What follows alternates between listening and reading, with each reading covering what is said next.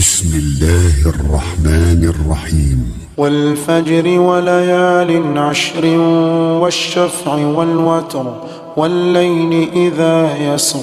هل في ذلك قسم لذي حجر ألم تر كيف فعل ربك بعاد إرم ذات العماد التي لم يخلق مثلها في البلاد وثمود الذين جابوا الصخر بالواد وفرعون ذي الأوتاد الذين طغوا في البلاد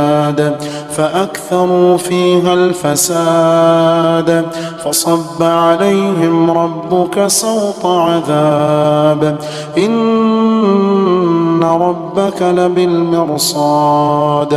فأما الإنسان إذا ما ابتلاه ربه فأكرمه ونعمه فيقول ربي أكرمن وأما إذا ما ابتلاه فقدر عليه رزقه فيقول ربي أهانن كلا بل لا تكرمون اليتيم ولا تحاضون على طعام المسكين وتأكلون التراث أكلا لما وتحبون المال حبا جما كلا إذا دكت الأرض دكا دكا وجاء ربك والملك صفا صفا وجيء يومئذ بجهنم يومئذ